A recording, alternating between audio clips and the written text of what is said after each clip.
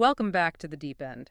Today we're not just analyzing a text, we're standing at the edge of a conceptual precipice. That's a good way to put it. We're looking at a single topic that splits legal systems, it splits history, and it asks a really fundamental question about, well, about human nature.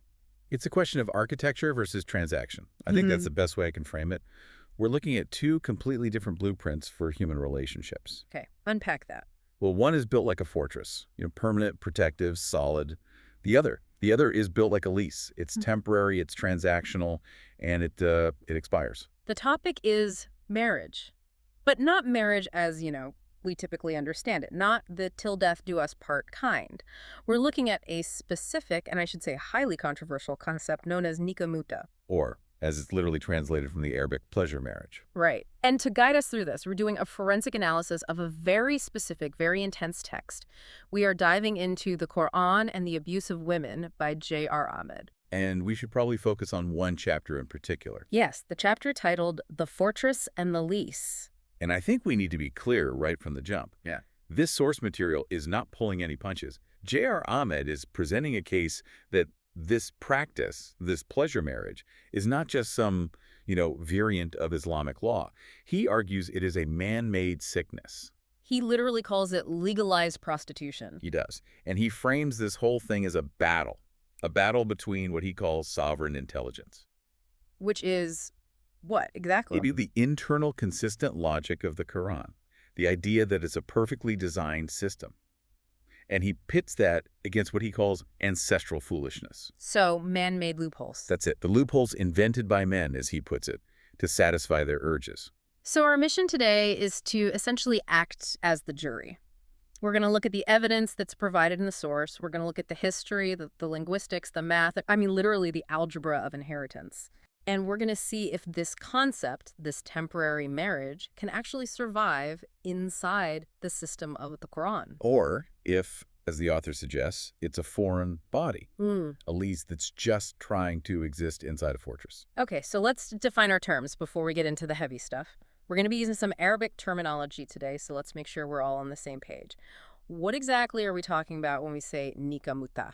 Mechanically, it is a contract. Nikah means marriage. Mutah comes from a root that means enjoyment, pleasure, or gratification. Okay. And in the Twelver Shia tradition, which is where this is primarily practiced today, it's a private verbal contract between a man and a woman. Private and verbal, so it's not always written down. Often not. Yeah. And how is it different from a normal permanent marriage? Well, there are two main distinctions, duration and termination. Right, so duration. In a standard marriage, the intent is permanence. You go into it expecting to build a life together. Exactly. But in Mutah, the duration is fixed in advance. It is part of the verbal agreement. It could be for 50 years, or it could be for 1 hour. 1 hour? Seriously? Or less. The source notes that some interpretations allow it for extremely short periods. Just enough time for the act itself. Wow. Okay, so that's duration. What's the second difference? Termination, how it ends. And this is key. There is no divorce. There's no judge, no arbitration, no, messy paperwork. When the time runs out, tick-tock, the marriage dissolves automatically. So the clock runs out and you're strangers again, just like that. Precisely. And there's a payment.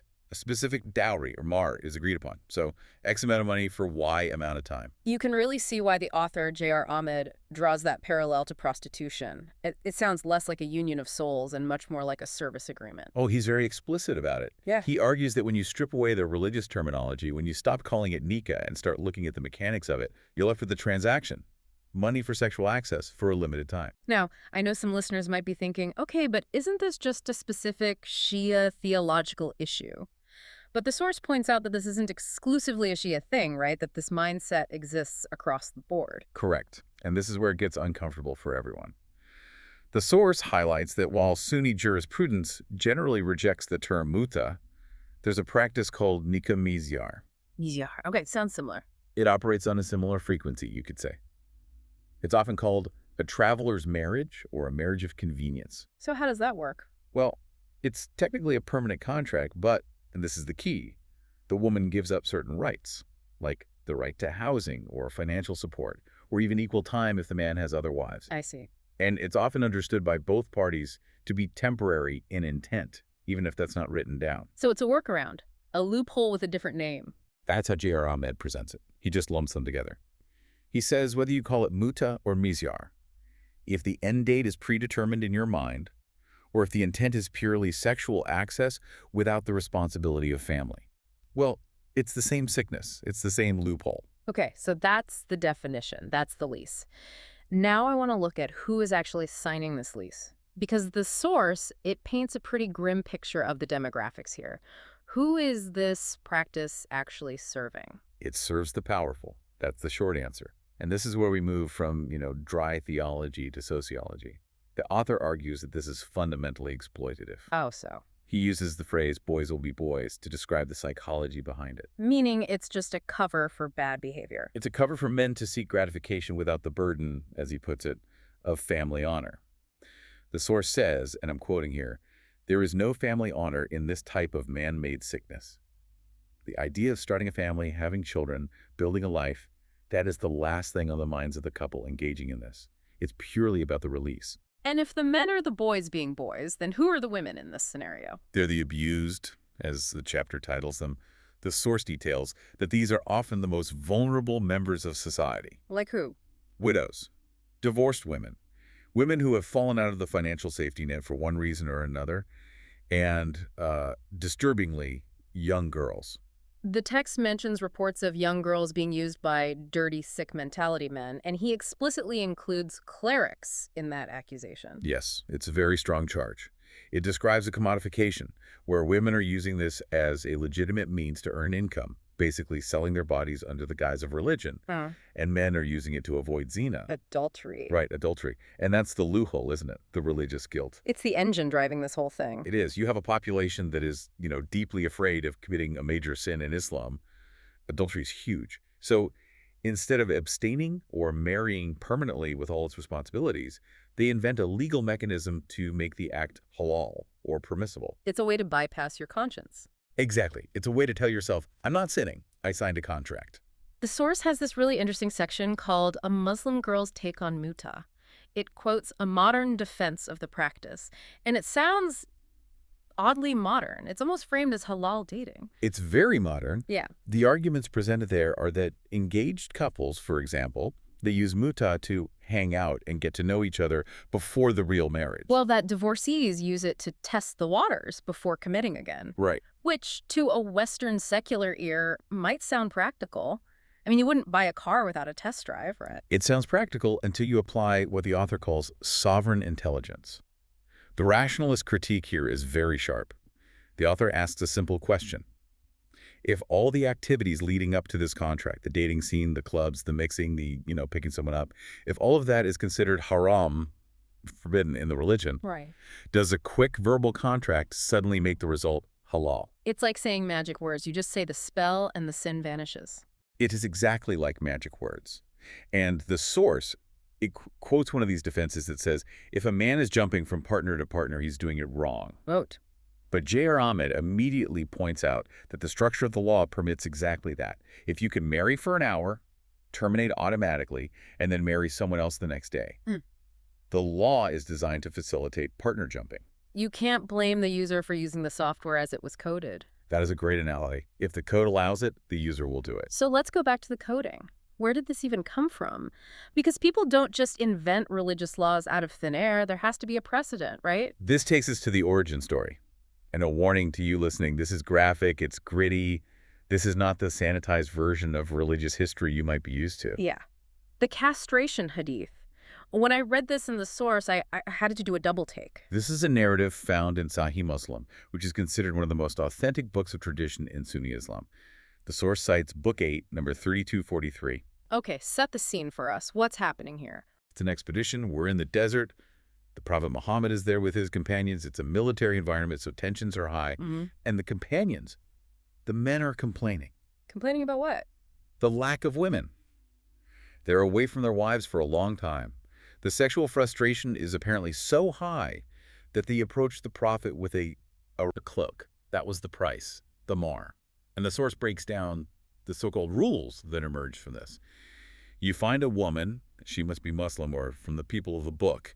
You offer a payment, like the cloak. You set a time limit, and it's a done deal. And the source mentions the Iddah, right?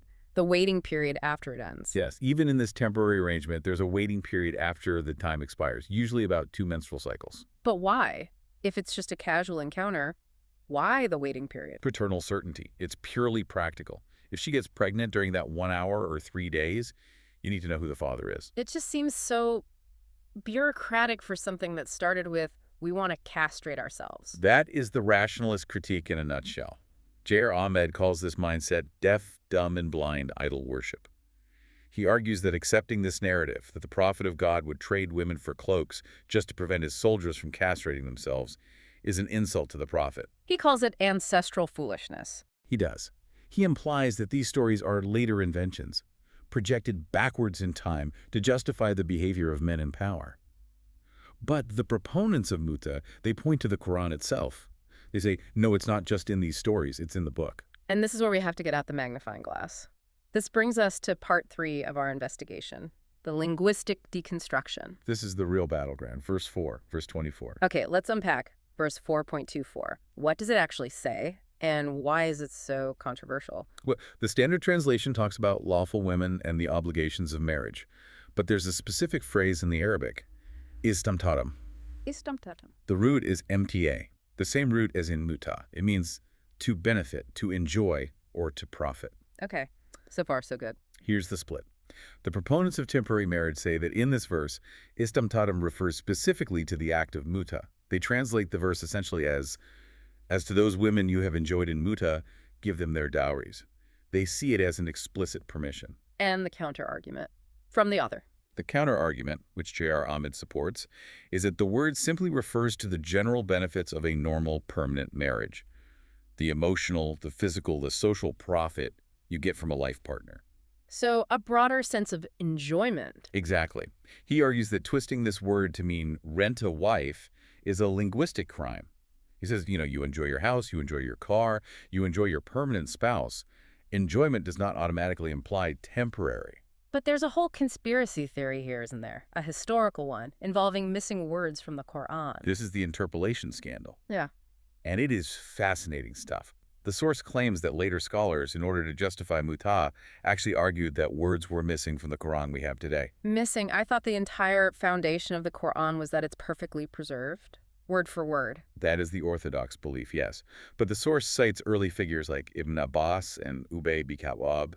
These men reportedly said that the verse originally read, those of them with whom you contract Mutah for a specified period. For a specified period. The Arabic for that is ila ajalin musamma. Exactly. They claim those 3 crucial words just dropped out, or were abrogated later on. The source quotes major Hadith scholars like Al-Hakim and Al-Kalani, recording Ibn Abbas swearing by Allah that the verse was revealed with those words included. So J.R. Ahmed is pointing this out to say, what? That the Quran is broken, that it's incomplete. No, quite the opposite. He uses this to attack the credibility of the Hadith scholars themselves. His argument is essentially, look at what these people are forcing you to believe. They are telling you the Quran is incomplete just to justify their lust. Ah, I see. So he's setting up a choice. He's saying, if you believe in Mutah, based on this verse, you have to admit the Quran is corrupted.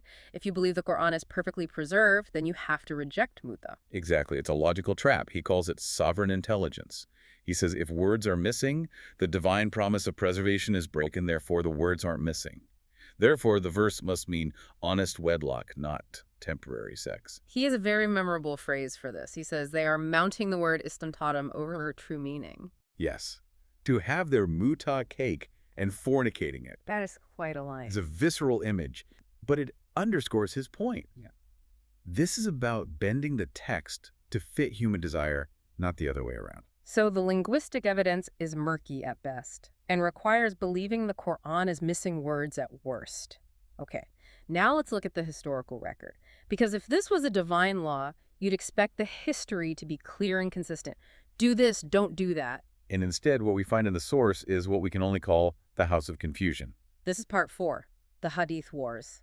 The source lists a timeline from Sahih Muslim that honestly, it reads like a glitch in the matrix. It is truly chaotic. I mean, the empiricist in us has to look at this data and just shake our head. The source tracks the legal status of Mutah through various battles and events. It's just run through the list. It's something. Okay, here we go. It was allowed on the day of Khaybar. It was forbidden on the day of Khaybar. On the same day. On the same day. And weirdly, the source notes eating domestic donkeys was also forbidden on this day.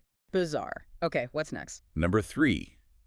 Allowed at the victory of Mecca for 15 days. Forbidden at the end of the victory of Mecca. Allowed in the year of Iddah for 3 nights. Yeah. And finally, number 6, forbidden forever until the day of resurrection. It's just flip-flopping constantly. It's on, it's off, it's on again, it's off again. And J.R. Ahmed just asked a very simple, rational question. Is this how divine law works? Does God change his mind depending on how horny the soldiers are on a Tuesday? Or does this look more like a human commander managing troop morale? That's the rationalist critique again, isn't it? This depicts a chaotic, responsive, very human origin, not a divine, eternal one. And the details in these reports are they're absurd. The source highlights the descriptions of the women involved. One hadith describes a woman as a long-necked she-camel. Charming. It's completely dehumanizing. It reduces the woman to livestock, a commodity, and the transaction details. The source brings up the story of 2 men. One is handsome but has an old, worn-out cloak, and the other is ugly but has a brand-new cloak. I remember this. They both approached the woman. They approached the she-camel woman, as she's described, and she looks at the handsome man, then she looks at the new cloak of the ugly man. She's literally weighing the commodities. Is it a better face or better fabric? And she ends up picking the handsome guy with the old cloak. She says, "You and your cloak are sufficient for me." It plays out exactly like a marketplace barter. And J.R. Ahmed argues this is proof of its illegitimacy. He calls these Bukharian tales, and he suggests there's a Persian connection here. What does he mean by that? Is that some sort of ethnic critique? It's more of a cultural critique, I think. He notes that both Muslim Ibn al-Hajjaj, the author of Sahih Muslim, and Al-Kulaini, a major Shia authority, were of Persian background. He suggests that they canonized these sayings, perhaps influenced by pre-Islamic Persian or Zoroastrian customs that existed in that region. The source explicitly mentions Zoroastrianism, doesn't it? It draws a parallel. It does. It draws a parallel to a Zoroastrian practice of what it calls brother-sister Mutah, where the act itself was seen as bringing magical powers or divine favor. Magical powers. And the source claims that in the Shia collection Al-Kafi, you see an echo of this. There's an escalation of spiritual rewards for performing Mutah. I remember this list. It was wild. Do it once, you reach the spiritual status of Imam al-Hussein. Do it twice, you're at the level of Imam al-Hassan. 3 times, you're equal to Imam Ali. And 4 times. 4 times, you reach the status of the Prophet Muhammad himself. That is a massive claim, that performing a temporary marriage 4 times makes you spiritually equal to the Prophet of Islam. You can see why the author calls this idol worship. He argues it basically gamifies sexuality. It incentivizes sexual activity with spiritual points. It connects the act directly to divine status, which he links to those old Zoroastrian beliefs, not to the core message of the Quran. So what we have is a confused history, a suspicious linguistic argument, and a psychological profile that just screams exploitation. But the strongest argument in the source, the one that really feels like the nail in the coffin, is the structural one. This is part 5, architectural justice. This is where we stop looking at what people said about the law, and we start looking at how the Quran works as a system. The fortress. The fortress. J.R. Ahmed argues that the Quranic laws of marriage are built like a fortress with interlocking stones that support each other. If you try to pull one stone out, the whole wall falls down. In Mutah, he says, it just doesn't fit in the wall. Okay, give me the first stone. Argument A. Public declaration. This is based on verses like 5.5 and 24.33. The Quran insists on honest wedlock, not secret lovers. Marriage is meant to be a public, honorable institution. And Mutah is often secret, right? By its nature. By definition, it's often a private verbal contract. The source quotes the Quran saying, live with them in honor, not in fornication, nor as secret lovers. If the relationship is hidden, if it's a secret lease, it violates that command of public honor. Okay, that's stone number 1. What's the next one? The divorce mechanism. This one is huge. The Quran has a very specific, very elaborate process for ending a marriage. The 3-month waiting period. Right. If a man divorces his wife, there's a waiting period, the Iddah, of 3 menstrual cycles, or 3 months. And the purpose of that is for reconciliation. It's a cooling off period. It allows the couple to take back the marriage. It assumes the relationship is valuable and worth saving. But in Mutah, In Mutah, there is no divorce. The time just runs out. There is no mechanism for reconciliation, no arbitration, no taking back. It completely bypasses the entire Quranic legal code for separation. so the rationalist argument is, If Mutah were a valid form of marriage, the Quran would need a separate set of laws for how to end it. But those laws don't exist. because it's not supposed to exist in the first place. Precisely. But the biggest stone, the keystone of the entire arch, is the math. The inheritance mathematics. We've talked about this in other deep dives. Mm. The inheritance verses in the Quran, specifically 4.11 and 4.12, are mathematically precise. They're like an algorithm. Yeah. And they state that wives get a specific fraction 1/4 if there are no children or 1/8 if there are. It's presented as a universal logic. It's universal. The verse says wives shall have. It doesn't say permanent wives shall have. It just says wives. But a Mutah wife, what does she inherit? She inherits nothing. This is agreed upon by all schools that practice it. If a man dies during the term of a temporary marriage, that woman gets 0. It's part of the contract. So logically. Logically, if she does not inherit, she is not a wife according to the Quran's own definition. Oh. That is the sovereign intelligence argument right there. You cannot have a category of wife who falls outside the universal definition of wife given in the inheritance verses. The math proves the illegitimacy of the lease. It's amazing how numbers can clarify morality. You can argue about the meaning of a word like istamtadam all day long, but you can't really argue with 1/8. Numbers don't lie. And this leads J.R. Ahmed to his final verdict. He connects Mutah to another controversial practice called Halal. Oh, halala. That's the one where if you impulsively triple divorce your wife, she has to actually marry someone else, sleep with him, and then get divorced by him before she can go back to her first husband. Correct. The stud muffin one-night stand, as the source sarcastically calls it. And the author puts both of these Mutah and halal in the same bucket. Yes. He categorizes both as the satanic mindset. He cites verse 2.168169, which warns against following the footsteps of Satan. And what are the footsteps of Satan in this context? Creating inequities in society and lewdness. And the source defines lewdness very simply. Asking for sexual favors in exchange for a paltry sum, whether that sum is a cloak or a handful of dates or a cash dowry for a 1-hour marriage. It's the commodification of the human connection. It is treating a human being as a rental property. And the source brings it all back to verse 2.170, the big critique of ancestral foolishness. When people are told to follow what God revealed, they say, nay, we will follow the ways of our ancestors. And the Quran's response to that is pretty sharp. Even though their ancestors were lacking in understanding and were not rightly guided, the author describes these blind followers as cattle, hearing only a shout, but understanding nothing of what is being said. So they hear the religious terms? They hear Nikah, Misyar, Iddah, but they don't understand the purpose, the architecture behind it. They are, as the verse says, deaf, dumb, and blind to the reality of what they are doing. So what's the solution? If we tear up the lease, where do we live? We live in the fortress. The source points to the QXP rendition of that same disputed verse, 4.24. Let marriage be a fortress of chastity. A fortress. A place of safety, a structure, a place where you seek a better quality of life, not just a temporary fix for lust. The author's whole argument is that the Quran was designed to protect the vulnerable women, orphans, the poor, from the whims of the powerful. And Mutah does the exact opposite. Mutah takes the tool of protection, marriage, and turns it into a tool of exploitation.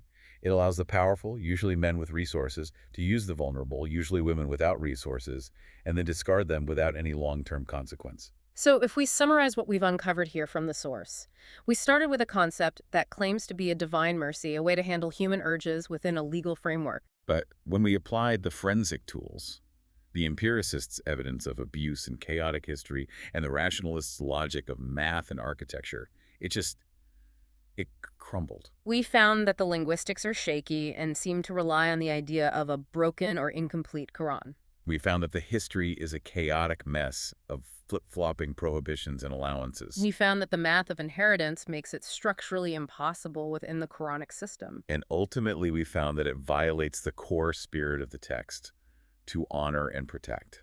It's a pretty damning indictment presented in this book. It is. J.R. Ahmed's conclusion is that this is not Islam.